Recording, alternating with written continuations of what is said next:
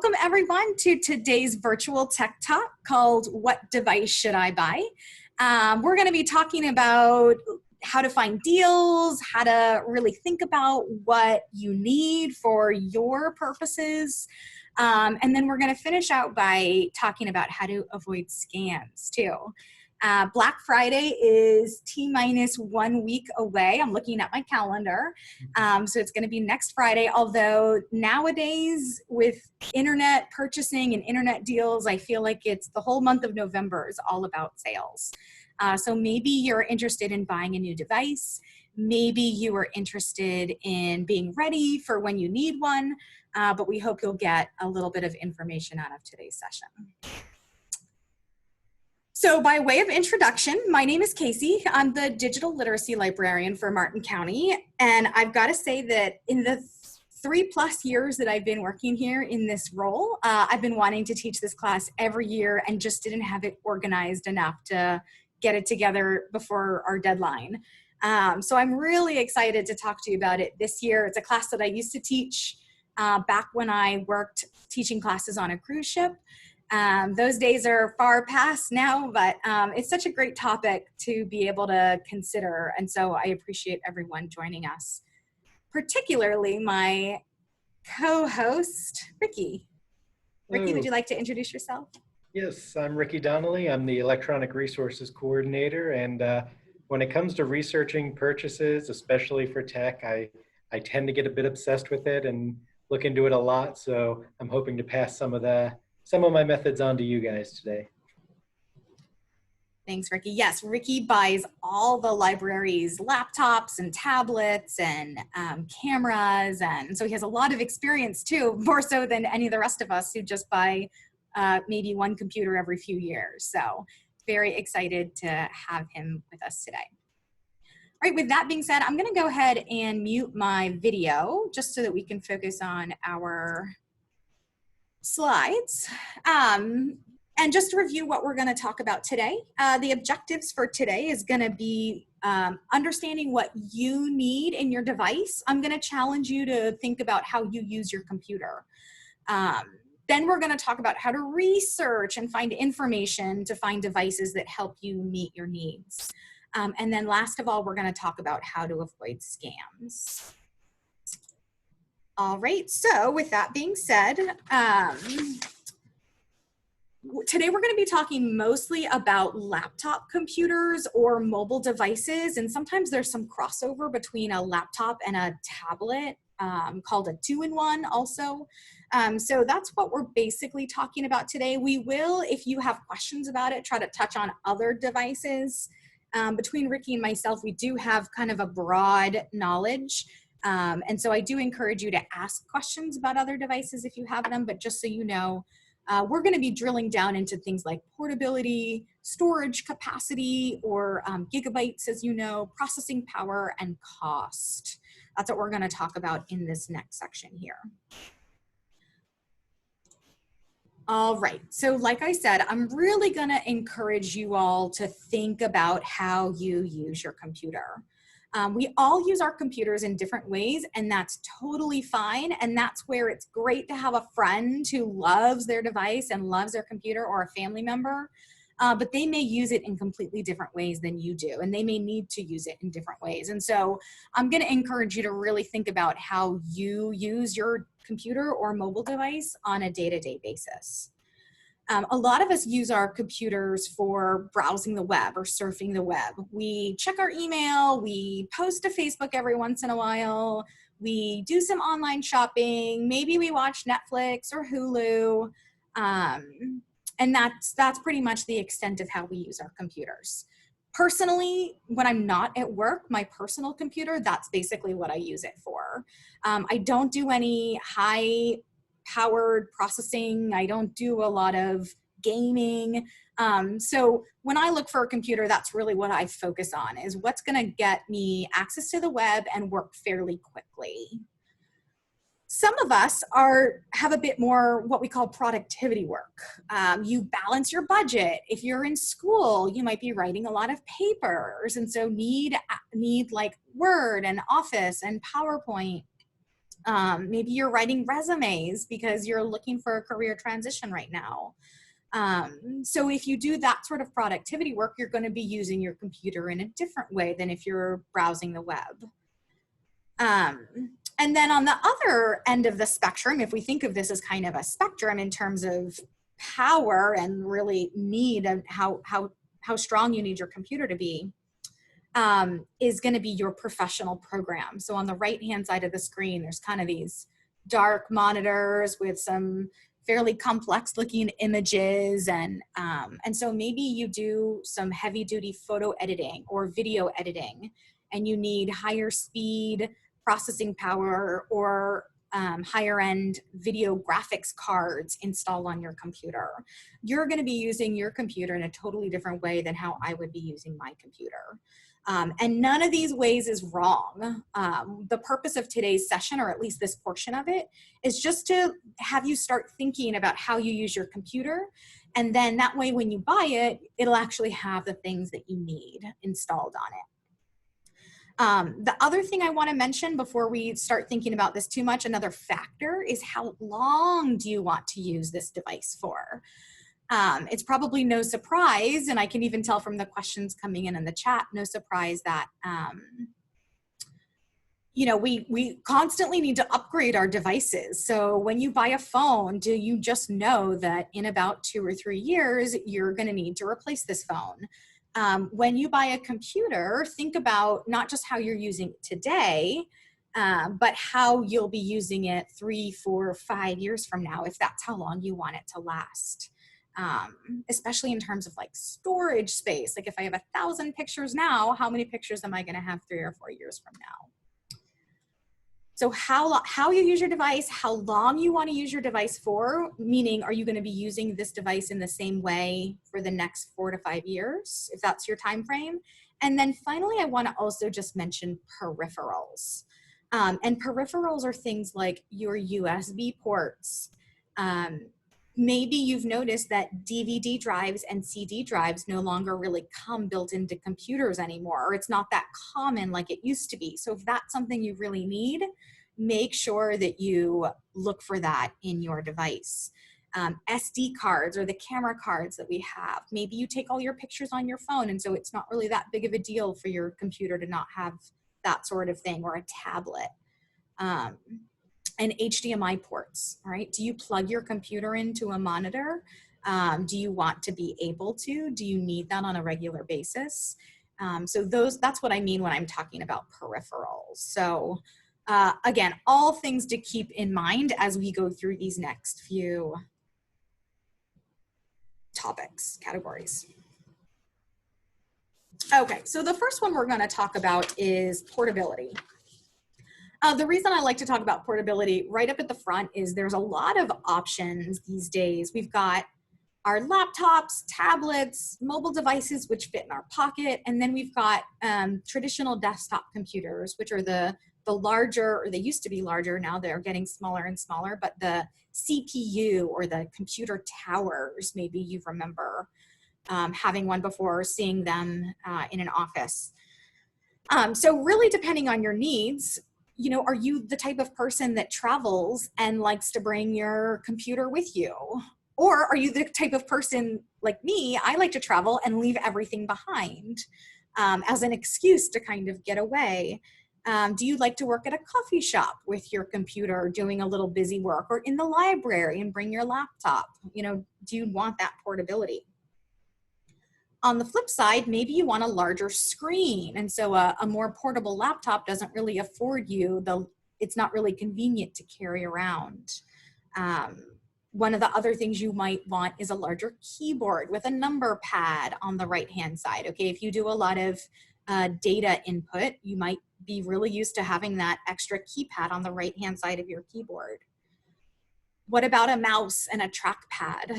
These are things to think about too when it comes to portability. The trackpad is that small rectangle on laptops. You can see it on the silver laptop in the picture here. Let me see if I can wiggle my mouse and you guys see it. So this is a trackpad that's used instead of a mouse for a laptop. Personally, I have to have a mouse if I'm doing anything really more than scrolling Facebook. because I just need a mouse. I've learned that about myself. And so even if it's a wireless mouse, I just know that I need to be able to factor that into my decision making. And if I could jump in with, Please. this is exactly why it's very important. We're trying to kind of repeat, know what you need.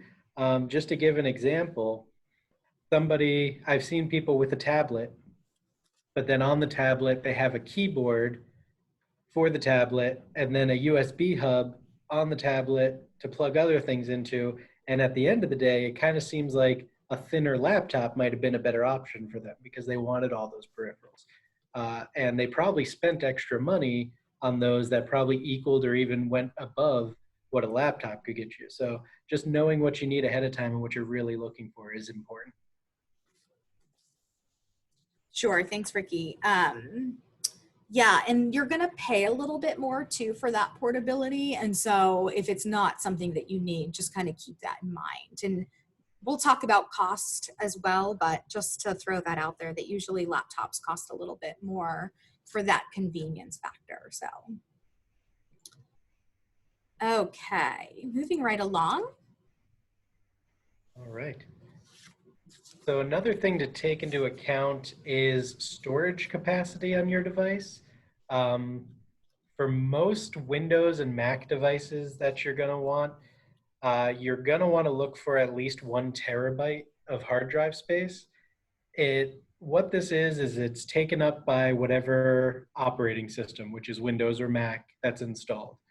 Then any programs you have on there. If you want Office on there, it's going to take up space.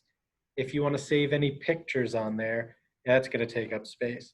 So 1 terabyte tends to be a good middle ground, but you always have to take it, or a good starting point, I should say. But you always want to take into account just what you're doing.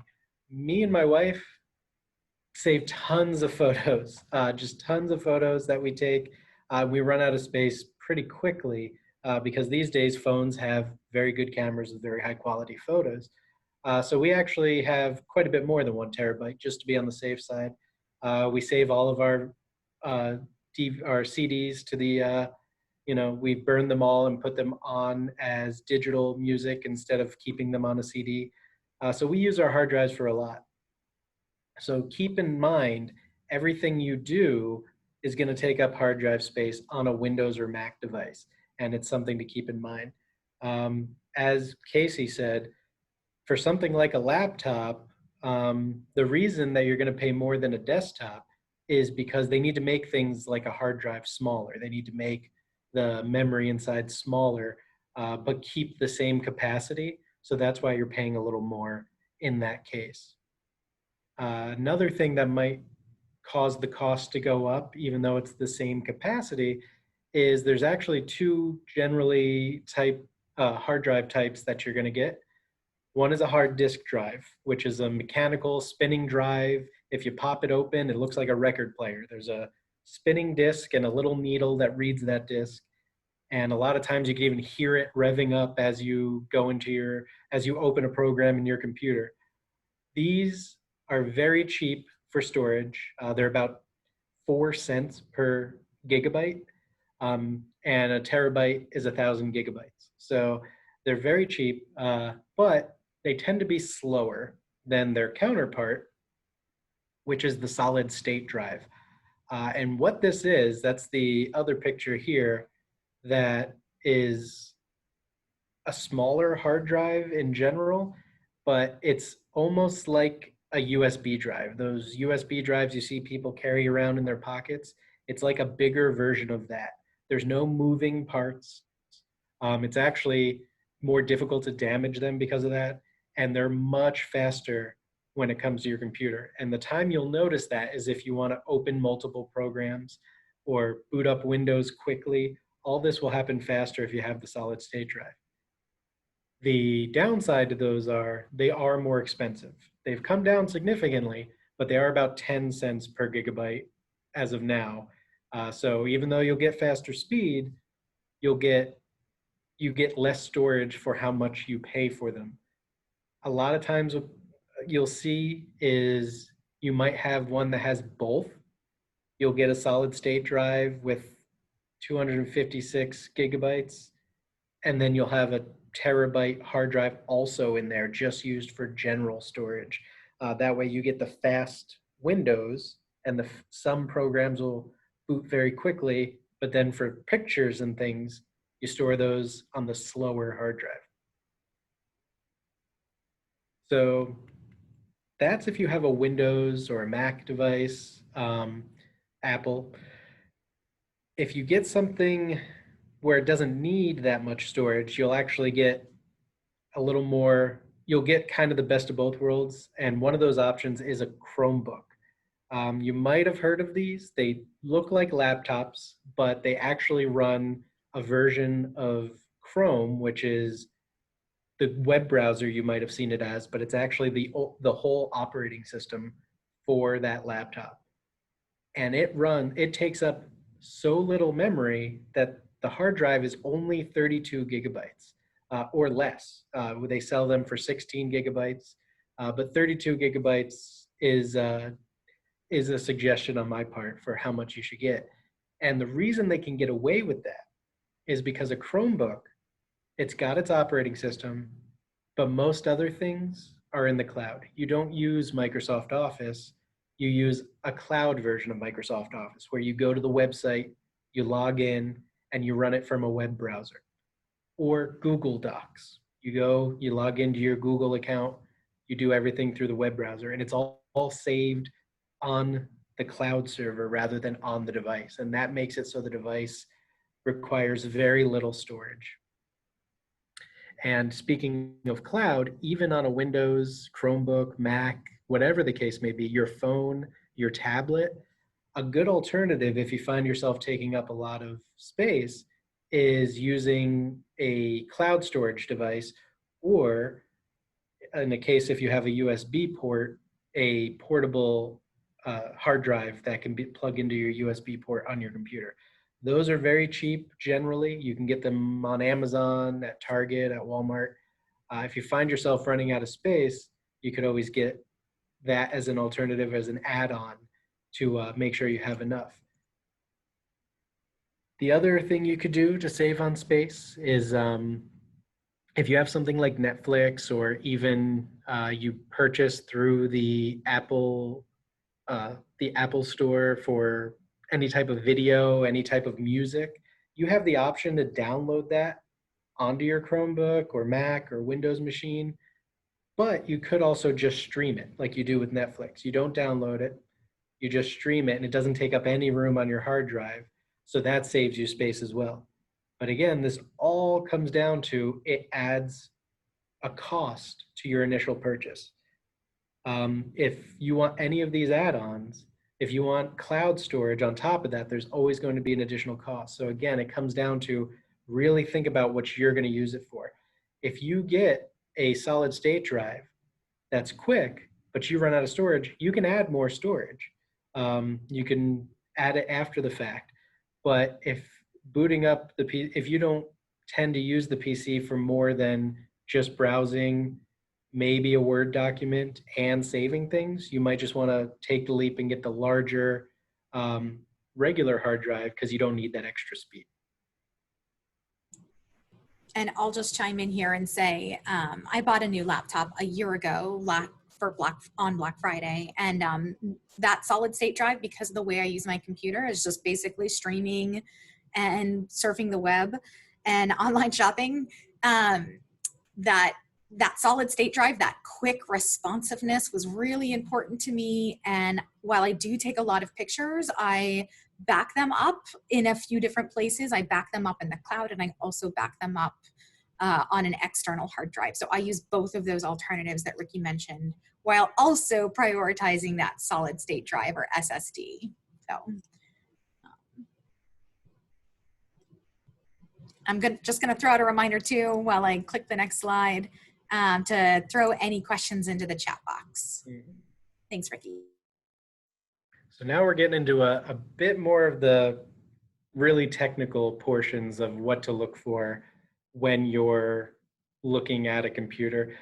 This is more specifically for a computer than it is for things like tablets and phones. If you're looking at a laptop or desktop computer, the processor can make a big difference. For laptops specifically, if you have a faster processor and the speed of the processor kind of controls the power of the device. And when I say power, I mean the ability to do gaming and the ability to do Photoshop and the ability. A lot of that, the processor is the backbone. So the stronger processor you have and the faster processor you have, the better it can do that. For a laptop, the trade-off is generally less battery life. If your processor is running faster, your battery life is going down faster as well. So it's usually, again, if you want longer battery life, you're probably going to want a more middle ground processor than the best of the best high-end processor, especially if you don't need that much speed for what you're going to use your device for. If it's a desktop, that really doesn't come into account. It's just a matter of a price consideration when it comes to how fast you want your processor. So there are two general options. The two big ones are Intel, which is probably the most well-known, and the other is AMD. Right now, they're pretty equivalent. Actually, Intel was the top of the line for the longest time, but AMD right now is really on par with them, and they tend to be a little cheaper as well. So that's something to consider if you're buying from Dell, if you're buying from a manufacturer. If they have an AMD one and an Intel one, generally the AMD one will be cheaper, even if it has equivalent specs.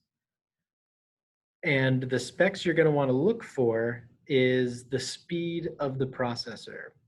Um, well, let's back that up actually. It's better to look for the tier of the processor first because the speed can be a little misleading.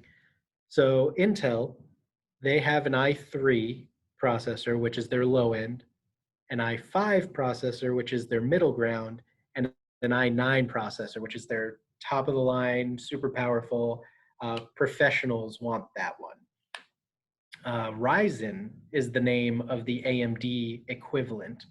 Ryzen processors also have a 3 as their low end. Their middle ground is 5, and their high end is 7. And they call it the Ryzen Threadripper. So you could tell they like fancy names for theirs. And basically, it comes down to each tier, one will be cheaper but slower. The middle one tends to be the one people lean towards. If you're going with the lower end one, the i3 or the 3, that's good for a lot of purposes. But if you want to do anything other than web browsing, anything other than using Word documents and even Excel sheets might slow you down at that point. The i3 will work for lesser things like that. For i5, it's a great middle ground. Most times the i5 will cover just about everything you need unless you're doing very high-end things. And that's the same with AMD's 5 tier. And then the i9, that's for if you want to do Photoshop, if you want to do video streaming, if you want to do gaming. The i9 and the Ryzen 7 are the highest end ones. Now, when looking at it, it might get confusing because I did mention the speed makes a difference with the power. And there are times where you might look at two different things and notice that the speed on the lower end one is actually more than the speed on the higher end one. An example I have is Intel, their lowest tier model, their speed is 3.6 gigahertz, which you don't really have to know exactly what that means, but their i9, their highest model, is 3.1, which is less. But the i9 is much more expensive. The higher end one is much more expensive, and you got to wonder, why is that? Well, a lot of times that comes down to the processor has more than one core. And what that means is for each core a processor has, it can handle doing more than one job at a time. So if it has two cores, it can do, as a very simplistic explanation, for two cores, it can do two things at once at pretty much the same speed. At four cores, it can do four things at once at pretty much the same speed. So picture a highway that's a two-lane highway going 36 miles an hour. and it's, you know, that's as fast as you can go, 36 miles an hour. There's only so many cars that can get through, or how there's only so many cars you could see going through at 36 miles an hour. But if it's 4 lanes instead, there's much more cars that can go through, even going at a slower speed. So that's kind of what a core is. It's like more lanes on the highway. And that's why you might see a lower end model technically being faster, but also being so much cheaper and not as fast, or not actually as fast because it has less cores. Now, the last component really that can control kind of the speed and power of your computer is RAM. And you'll see that on there. You'll see 8 gigabytes, 16 gigabytes. Some go up to 32 gigabytes. The general rule is 8 gigabytes will handle just about anything unless you're, again, getting into the very high end stuff. 8 gigabytes will run Windows. It'll run most programs until you're getting into things like processing video, processing music, Photoshop. Then you're going to want to go up to 16 gigs. And what that is it's a piece on your computer where the thing you're using now, the RAM handles and can be accessed very quickly. But the more you have, the more stuff you can put on the RAM as you're accessing it. So tabs might be an example. If you have 50 tabs open on your computer for a web browser, say you have Chrome open, you have 50 tabs, that's going to take up so much space on your RAM. Now, if you have 8 gigs of RAM, it might take up all the RAM. If you have 16 gigs, it might only take up half the RAM, and then you have more to work with, and your computer will be faster because of it.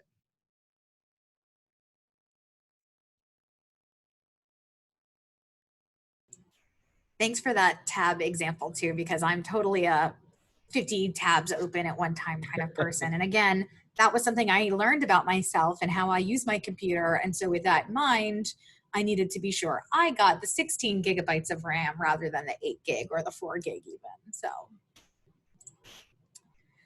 all right. Well, the last factor we're going to talk about before we move on is cost.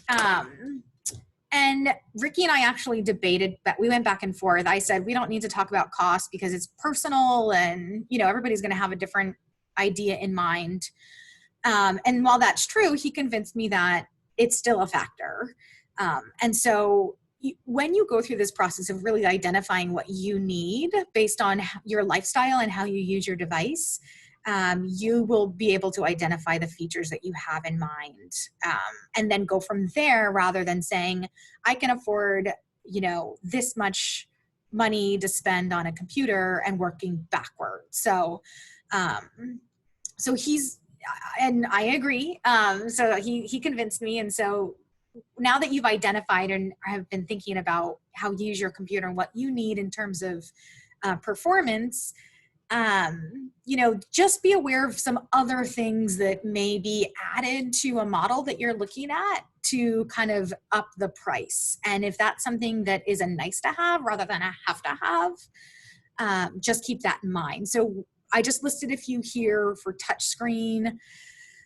The reason I listed this here is because I never thought I would use a touchscreen, and I was given one a few years ago for work purposes, like as a teaching sort of thing. And then whenever I would go home and use my personal laptop, I found myself touching the screen and realizing like, oh, wow, I actually use that a lot more than I realized I did.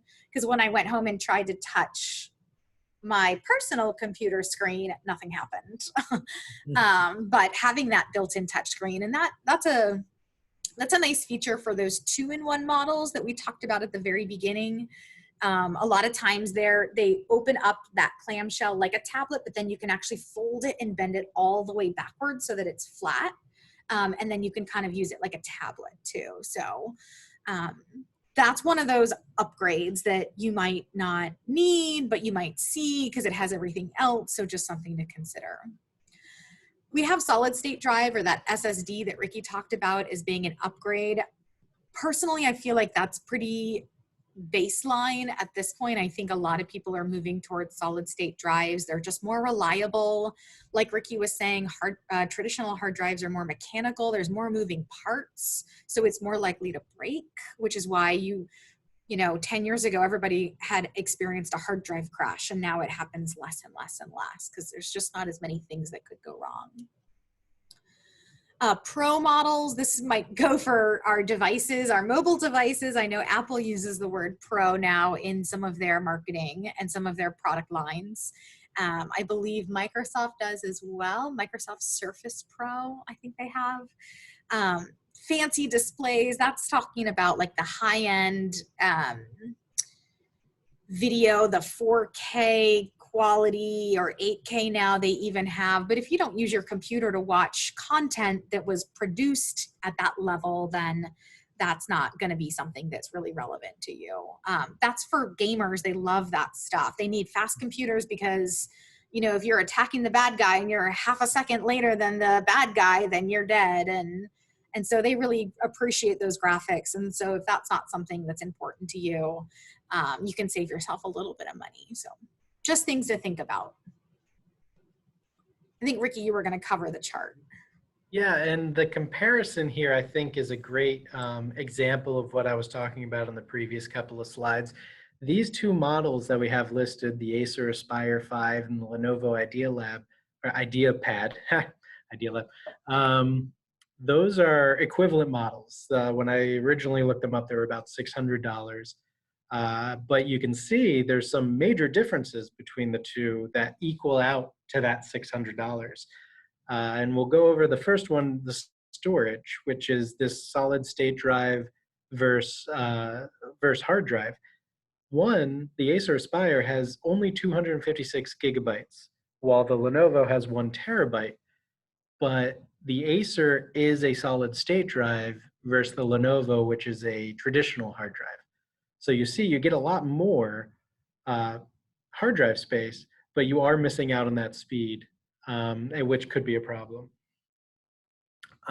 Then you go into the RAM, the memory, as you might see it listed as. But the RAM, again, you're seeing, even though you get the better hard drive, you're getting less RAM in the Acer and more RAM in the Lenovo. And it can probably afford to be the same price because it has a traditional hard drive, which is saving a bit of money. And then the processor, here we go with the Intel versus AMD. AMD does just tend to be cheaper off the bat. So you're seeing the difference again. These are the same price at the time, but these specs are what makes the difference. And the display, this isn't as extreme of a difference as, you know, something with 4K or something like that. But the Acer does have a full 1080, which for a while was the standard on all PCs or on all TVs. And for streaming video, it's kind of the standard for a high quality HD streaming video, unless you can go all the way up to 4K.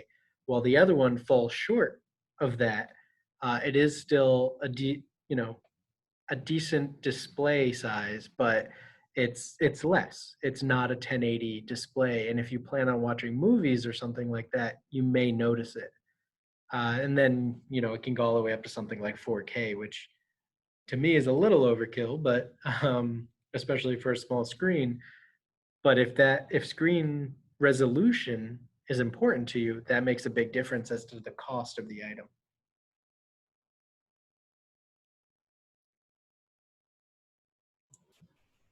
Man, I'm sorry. I cannot get to my unmute button very quickly anymore. Do you remember how much these computers cost, Ricky? At the time I looked them up, 600. Oh, okay. Wow, that's less than I was thinking. So that's great. Yeah, that is just an example again of how you know, depending on your needs, will want to make a different decision than your friend or your relatives or what you read about in an article. And before we talk about how to research that, let's go ahead and break for questions. I haven't seen any in the chat since we started. Oh, we just got one from Judy. That's a great question. So the question is, how is the quality of Lenovo PCs? I've used quite a few Lenovo's. I've liked the quality. The big thing they have is you might have seen a little red nub in the middle of some PC keyboards that can be used as a mouse. That's something Lenovo's, some of their models still have, which is kind of their claim to fame. Um, but overall, they're pretty solidly built and good devices. A few years back, they did actually get an award for top laptop manufacturer. This year, it was Asus. So um, they have been good in the past, although they have had some issues in the past with some of their pre-installed software. Because anytime you buy a laptop, whether it be a Dell, an Asus, they're going to have some software that's just installed, whether you like it or not. And some of Lenovo's software was particularly bad with making the PC run poorly and things like that. But it seems like they've gotten rid of a lot of that. And that term, the industry term for what Ricky's talking about, is called bloatware. And Dell, HP, Lenovo, they all do it. So it's just a matter of knowing how to turn it off or uninstall it, no matter which you purchase. I'll go ahead and chime in with my 2 cents about the other category that Ricky and I went back and forth about whether or not to cover was brand. And from my experience, I've used quite a variety of brands at this point, and Ricky has too. And it's kind of like cars. Like, some people have loyalty to Ford or, I'm blanking on Chevy. They have loyalties, and it's their preferences, but those brands are also going to make a bad computer every once in a while, or a bad car every once in a while. So it's really about kind of, if you don't have loyalty already, it's about identifying ways to how you use your computer and then finding what suits your need. Ellen, is that your hand raised? Did you want to ask a question with your microphone? Let's see if I can unmute you. Could you hear me? Yeah, go ahead. Okay. I don't know if you're just taking particular questions. I'm looking for a laptop that's convertible, a 14-inch laptop that's convertible. And basically, all I use it for is pictures and genealogy, occasionally watching a video or a movie, but no gaming or anything crazy, not Photoshop. Now, would you suggest that 8 gigabytes would be sufficient? I would say yes for that. As far as the memory? Yes. And then what about storage? A terabyte? A terabyte is good. I would say you probably want to need more than that. I don't know exactly what you save, but that's always a good starting point is if you don't tend to take up a lot of memory, a terabyte will cover you for a long while. Yeah, because I have right now over 60,000 pictures that I categorize. Yeah, depending on the quality of those, that could take up quite a bit of space. Right, that's why I'm asking about storage. So you might want to go ahead and just, if you can, if it's within your budget, go to 2 terabytes. I could do that. I'm going to be getting it once for a while, so I'm not going to be scrimping on it, And then on top of that, if you do find yourself running out of space, a portable hard drive, which is probably a good thing to get anyway as a backup since you have so many photos, having a copy of those on an external hard drive that's just a USB drive would be. I have one of those. Well, I actually have 2 of those, already. But and then of course I'll get the finer display with the 1080, and then and then obviously the solid state would be better than traditional. And yeah, just from the sound of it, it does sound like the main thing you're looking for is to make sure you have enough hard drive space. As far as RAM goes, yeah, 8 gigs should cover that. It doesn't really affect the fact that you have a lot of photos. You wouldn't need more RAM for that. So luckily, yeah, the biggest expense seems like it'd be your hard drive space. Okay. Okay, so that would be 2 terabytes if possible, and then 8 gig of RAM ought to be sufficient. And do you have those, the photos you have, are they in a folder? Yes. Yeah, Because they're categorized. you can, you could right click on the folder and choose properties, and it should give you how much space it's currently, those photos are currently taking. Hmm. And then you could use that to kind of assume how much you'll need on the next PC. Right. And then I would probably want an Intel processor and then the most up to date, which is, I don't know what they're up to, 9 or 10 or whatever. Well, every year they have a one, a one, a five, and a nine. I wouldn't say necessarily that you need an Intel. AMD, like I said, are pretty equivalent. If you can save some money and go to AMD, don't pass up that option. That's Oh, okay. But you were mentioning about how many cores there are, and so what are the how many? I missed the beginning, so I'm sorry, but how many cores are there in the traditional processor? uh, there could be two, four, six, or eight. If it is just for storing and viewing photos, you could get away with a two core processor. I would suggest, just to get the best balance, though, of performance for an i5. But you could probably, if the price is right, don't pass up on a chance for an i3 or a3, which is the AMD equivalent. Could you repeat that again? Sure.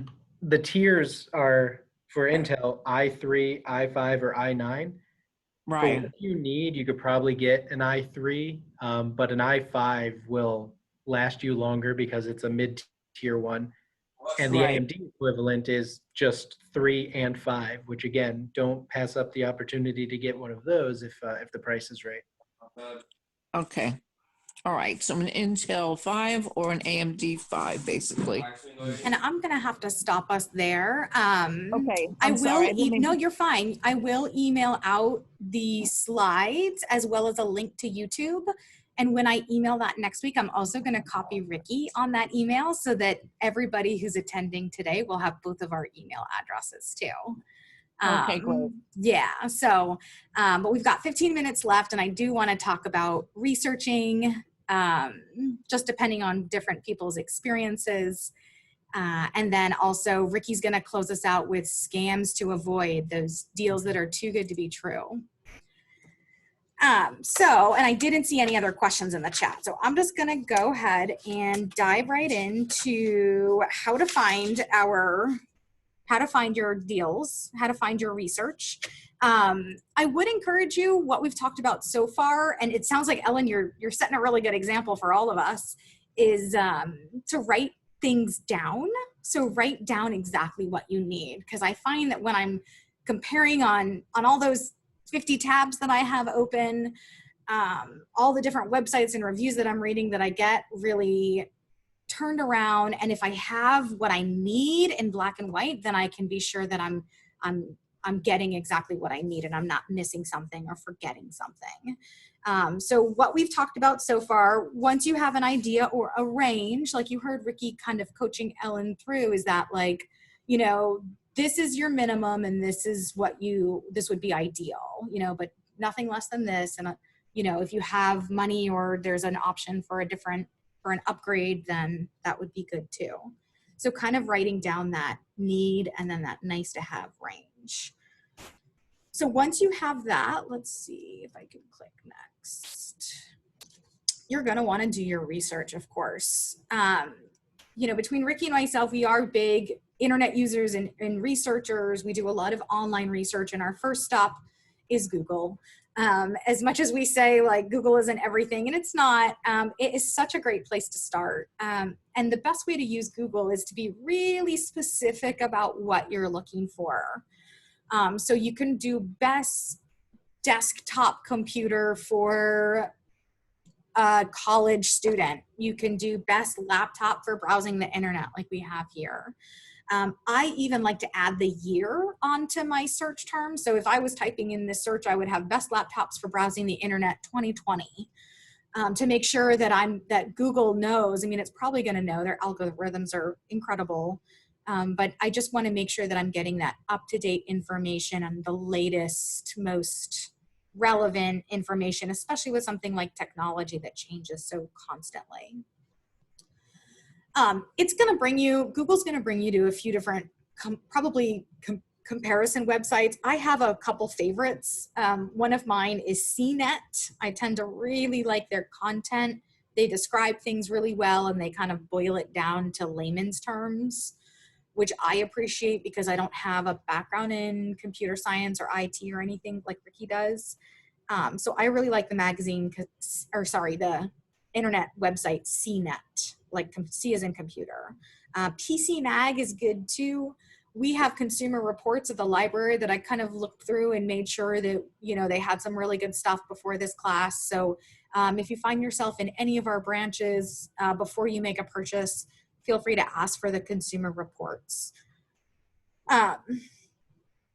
In addition, I would encourage you to stay open-minded as you continue to narrow down your focus, and maybe you find a brand that you like or a model that you like, or something's you're seeing the same make and model on several different websites. And I would encourage you to look at several different websites.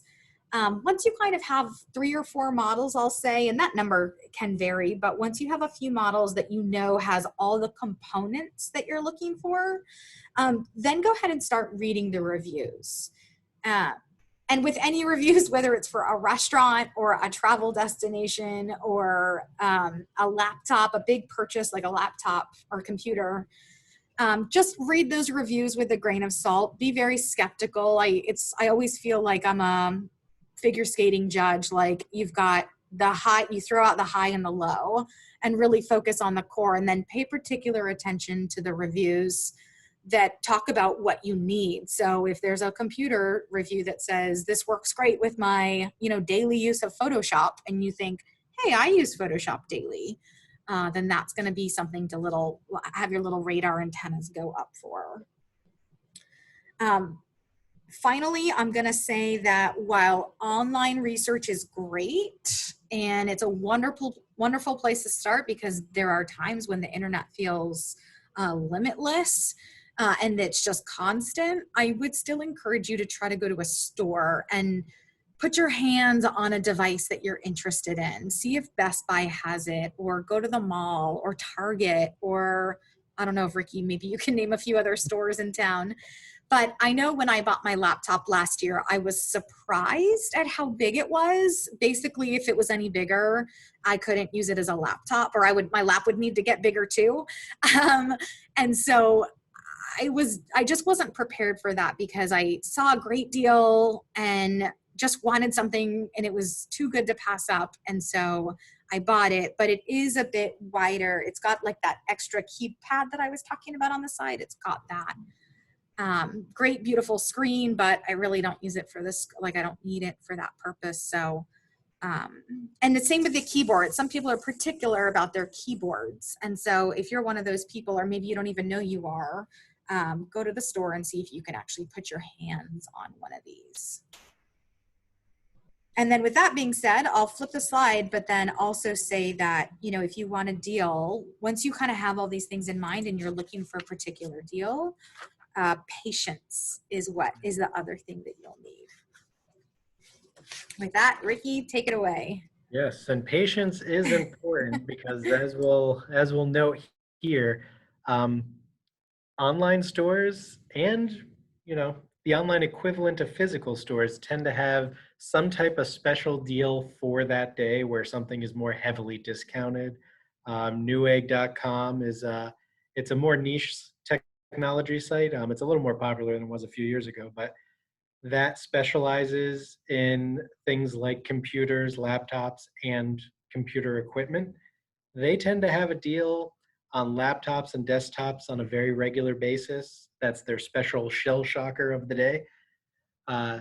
Being able to wait for something that meets your needs and look at that daily and find something that fits yours you're probably going to get the best bang for your buck for that and be the happiest if you can wait on one that really fits what you were looking for. Similar to Walmart.com, they have a daily deal drop. It's less frequent that there's an electronic device in general on there. It could cover a lot of things. But again, they have laptops at times, they have desktops at times. If you're looking for something specific, being patient, being able to see what they have is a great way to catch a really good deal for exactly what you need. But if you don't feel like specifically waiting for specific sites, there are sites that actually kind of look on the web and categorize and find deals for you. Some of the examples we have here, slickdeals.net. They have all kinds of deals, but they do have a category specifically for laptops, specifically for electronics and PCs. Similar to bradsdeals.com is another one. They have, again, multiple sites. What they do is they go and they find out if Target's having a deal. They go and they find out if Newegg's having a deal. They go and they find out if Walmart's having a deal, and they put them all into one site. And you could just browse and say, these are all the deals kind of happening on the internet right now. Obviously, you won't find them all, but quite a few. Click on it, it brings you to the site. You might get a weird redirect message, and then there you are. You're on Target, you're on Walmart, and you could buy the item. It does give you a wider array of things on a given day about what you can get a good deal on. If you don't have any qualms about where you want to purchase it, if you're not boycotting Target or something for whatever reason, then this is a good place to just see all the deals that may be available for that day. And a lot of these actually have a app equivalent. So Slick Deals does have an app if you want to look at your phone. A lot of times you can create an account and you can put in you're looking for laptops, and it'll give you a push notification to say, hey, there's some laptop deals you might be interested in. And other apps that are more specific for apps, things like Groupon, a classic one, is something you might want to look into. Lastly, I do want to go into the refurbished and renewed market. Basically what that is it's a used item or at some point broken item that's been returned to the manufacturer. They fix it up. They usually warranty it for a certain amount of time, and they offer it at a discounted price for the same model but new. This is really a great way to save some money. The only thing I would say is make sure you put it through its paces as soon as you get it, because the warranty tends to be less than a brand new item, and you would have to take advantage of that warranty right away if something were to go wrong. So I don't think you need to be scared of getting refurbished and renewed items. They are usually thoroughly checked. I would just say make sure you use them right away, and if there's a problem, you get in touch with the vendor right away as well. Now, speaking of problems, the other issue you can run into is things that are a little too good to be true, things that are scams. Some of the sites that this might come up on, you don't usually run into this for things like Target, for things like Walmart. Those are reputable places that sell good items. You may get a bad item, but it's usually not a scam. It's just you got something that turned out to be bad. If you go to sites like, and I'm going to call out wish.com is one of them. You might have heard of it. They have a bunch of stuff that's sold by tons of places all around the world, and they tend to be very low quality. They don't have many quality standards. If you have a problem with the device, you tend to not be able to get much help from the vendor. So you might go on there, see a laptop, see a desktop that completely fits your needs, and it's super cheap. It's normally $500 and you're seeing it there for $200. But that seems too good to be true, and it probably is, because you'll wait weeks to get it. It might not. I've heard cases of the item not even being the item that's pictured. Once you try to return it, the vendor is nowhere to be found. They're unresponsive, and wish.com isn't going to help you. So something like that. Another one you've probably heard more of is something like a Craigslist and a Facebook marketplace scam. So, I have purchased from Craigslist. I have purchase from Facebook Marketplace, but you'll see people who want to sell you something that, you know, it's a Apple MacBook Air, normally $1,200, and they're trying to sell it for $300. You always want to be cautious of that for many reasons. It could be something that is stolen. It could be something that when you get there, the person gives you an empty box filled with something else, and then they have the money, things like that. I'm not saying it's always going to happen, but when using sites like this, where there's very little oversight and very little you could do after the fact because the person can just disappear afterwards, always be leery of deals like that. If you have a site that you've never used before, you could actually, similar to how you review the item, you can review the site. Go to Google, type in the site's name, type up reviews for that site, or type up I want to see reviews for this site. And a lot of sites give reviews on marketplace sites. And you can see if other people have had issues in the past and what those issues are. So you know to be cautious or just avoid that website altogether. And a lot of times sites like wish.com and similar, they'll have a very blanket policy of all items are sold as is, which is their way of saying, we won't help you even if this is completely wrong or completely broken or is something you cannot use. They just will not help you in those cases because they have a blanket as is policy. So that's something you should definitely avoid when going to a site like that.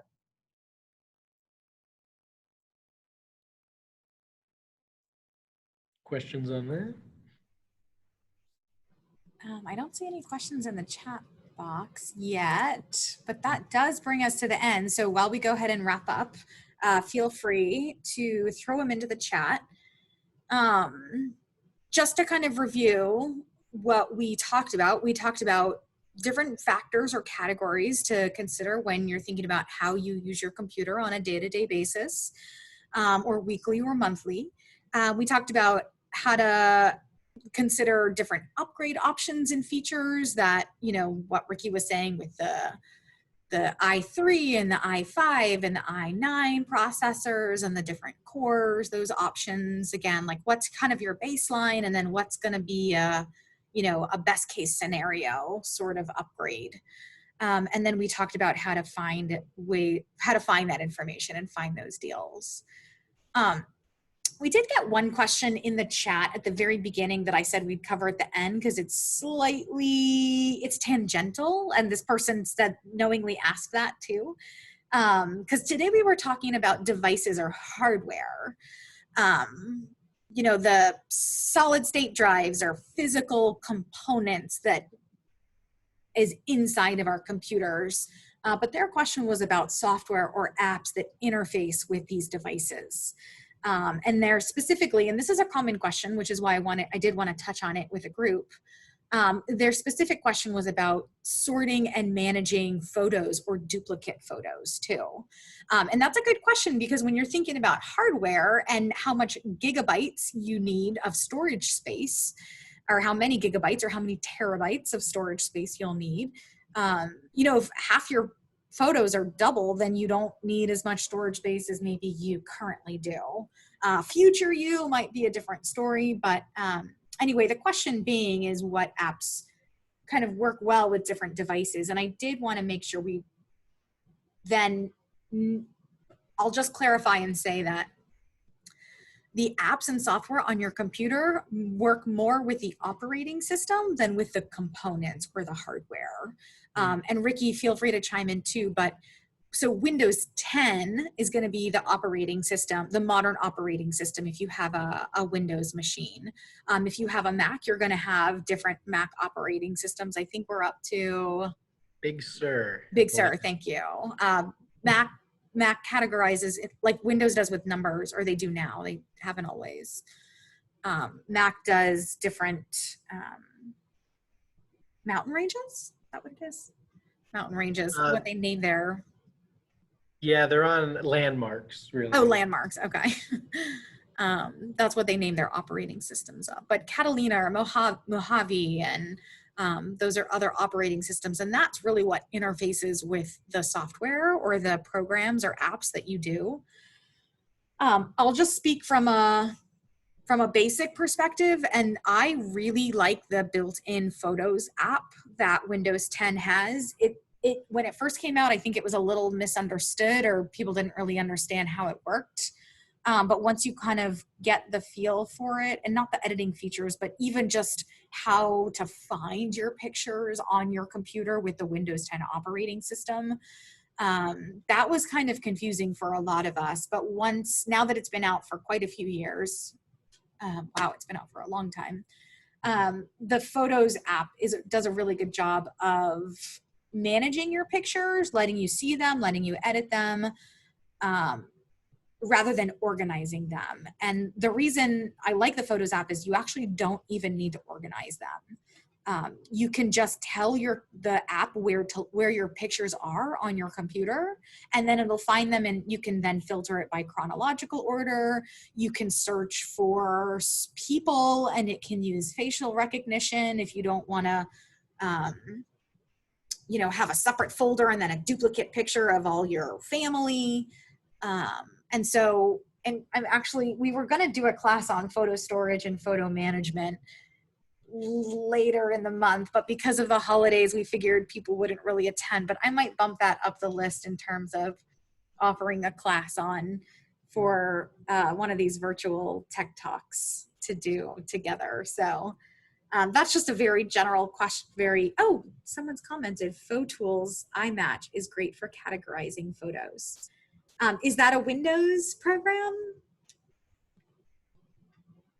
I'm reading the chat, sorry, that says PhoTools iMatch is great for categorizing photos. And I'm just curious if that's for Windows or Mac. The iMatch makes me think, oh, you run it on Windows. Awesome. Okay, good. I've never heard of that, but definitely thanks for the information. I'll have to check that out myself. And yeah, we'll definitely try to do a photo storage and photo organization class in the future. With that being said, I don't see any other questions in the chat. So I'm going to close this out.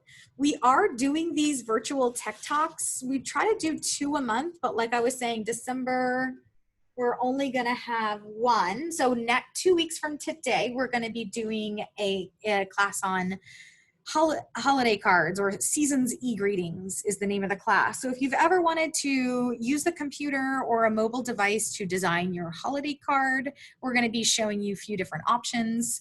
We're also going to be talking about ways to deliver those holiday cards. So nowadays you can still have them printed and mailed like we have done for quite a while. You can have them emailed, you can have them texted to your contacts, or you can even just create a card and then post it to your Facebook. So we'll be kind of going through a few different companies that we've researched and really like and can recommend. So if that's something you're interested in, be sure to sign up for that. And then coming up in 2021, Ricky will be presenting on cutting the cord. For any of you who are interested in ditching your cable company finally, we'll be doing a class on Libby, the new reading app by Overdrive. We'll be doing 3D printing, virtual reality, and all kinds of fun topics coming up for 2021. So with that being said, I'm going to thank you so much for joining, and have a great day.